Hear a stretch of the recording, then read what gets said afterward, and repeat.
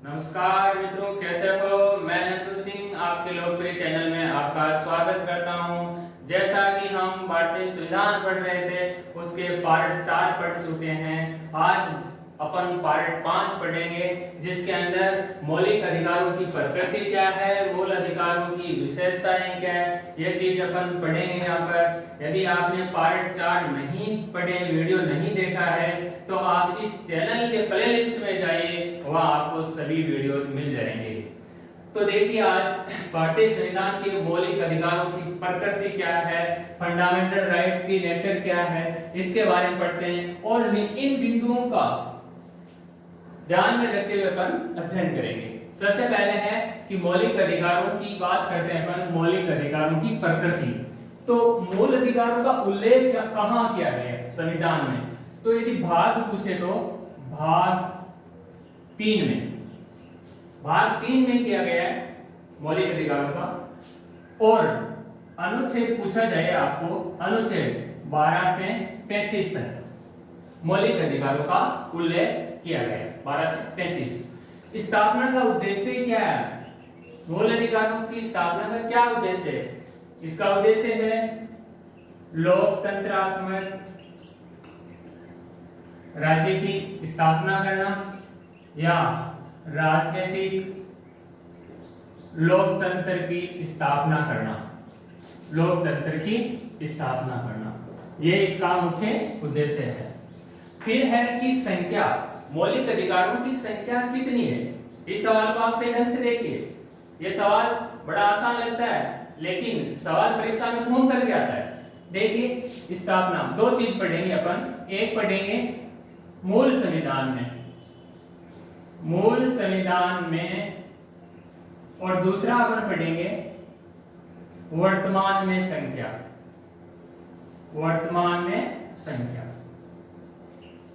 मैं फिर दोहरान कर रहा हूं कि मूल संविधान में मौलिक अधिकारों की संख्या पूछी जाए और वर्तमान संविधान में, वर्तमान में कितनी संख्या है मौलिक अधिकारों की, ये पूछा जाए तो अलग अलग उत्तर होंगे। मूल संविधान में इनकी संख्या 7 थी और वर्तमान में मौलिक अधिकारों की संख्या 6 है।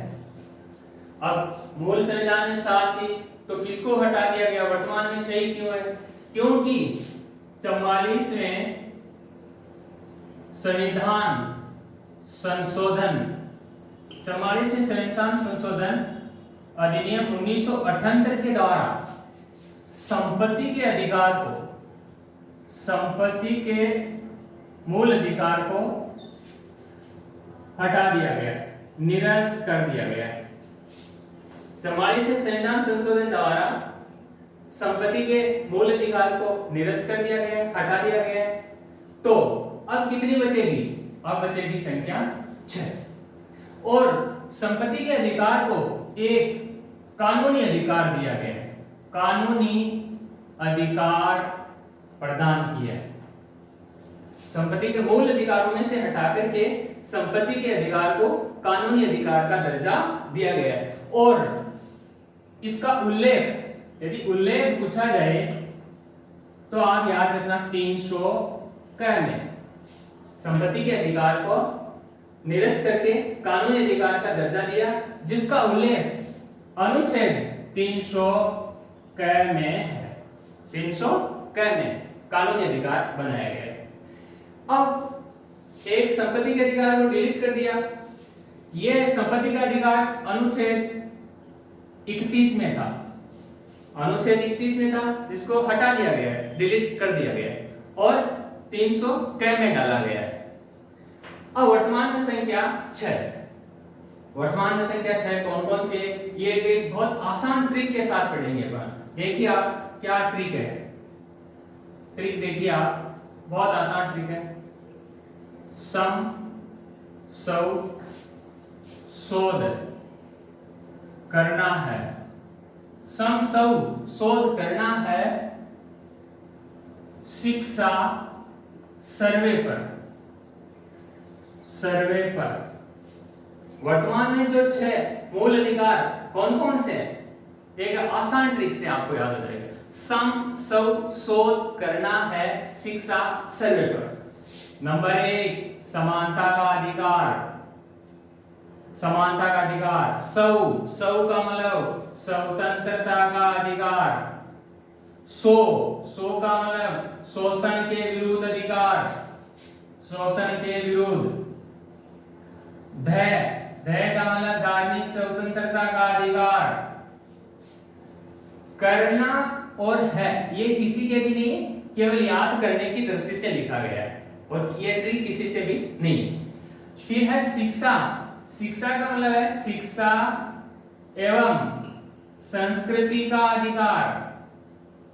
और यहाँ आया सर्वे सर्वे सर्वे सर्वे का याद रखना है, संवैधानिक उपचारों का अधिकार, संवैधानिक उपचारों का अधिकार, संवैधानिक उपचारों का अधिकार। तो नंबर 1 समानता का अधिकार, नंबर 2 स्वतंत्रता का, नंबर 3 शोषण के विरुद्ध अधिकार, नंबर 4 धार्मिक स्वतंत्रता का अधिकार, नंबर 5 शिक्षा एवं संस्कृति का अधिकार और नंबर 6 संवैधानिक उपचारों का अधिकार। ये 6 मूल अधिकार वर्तमान में है। कितने हैं? 6 अधिकार। अब ये देखो कहां से कहां तक लिए गए हैं, ये किस आर्टिकल से कहां तक है, इसका आर्टिकल कौन कौन सा है, ये सब आपके मन में सवाल आ रहे होंगे, ये अपन बताएंगे, सब बताएंगे। लेकिन अभी यहाँ पर मूल अधिकारों की प्रकृति पढ़ रहे हैं, तो अभी अपने को यहाँ पर इसी चीज की बात करनी चाहिए। तो ये भी अपन आगे बढ़ेंगे, बताएंगे आपको, सब बताएंगे। सवाल कैसे आते हैं, परीक्षाओं में कैसे हल करता है, इन सब के बारे में अपन चर्चा करेंगे, पूरा गहराई के साथ अध्ययन करेंगे। उसके बाद है कि राष्ट्रीय आपातकाल में स्थिति। राष्ट्रीय आपातकाल में स्थिति की बात करते हैं। मूल अधिकारों की राष्ट्रीय आपातकाल में क्या स्थिति होती है, इसमें देखो अपन 3 बातें करेंगे। एक बात अनुच्छेद 19, दूसरा अनुच्छेद 20, 20 और 21 और तीसरी अलग बात करेंगे। राष्ट्रीय आपातकाल में सबसे पहले जो निलंबित होता है वो अनुच्छेद 19 का निलंबन सर्वप्रथम होता है। और राष्ट्रपति के आदेश की जरूरी नहीं है, राष्ट्रपति के आदेश की जरूरी नहीं है। आपको पूछा जाए कि राष्ट्रीय आपातकाल में किस मूल अधिकार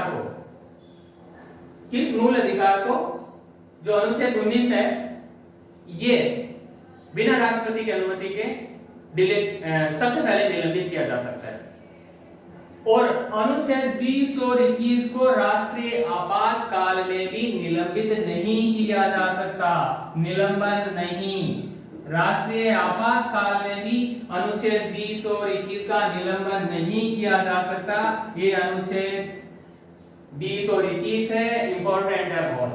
तीसरी बात अपन क्या है, तीसरी बात पढ़ेंगे राष्ट्रीय आपातकाल में कि अनुच्छेद 20 और 21 को छोड़कर जितने भी मूल अधिकार है उनको राष्ट्रीय आपातकाल में राष्ट्रपति के आदेश से निलंबित किया जा सकता है।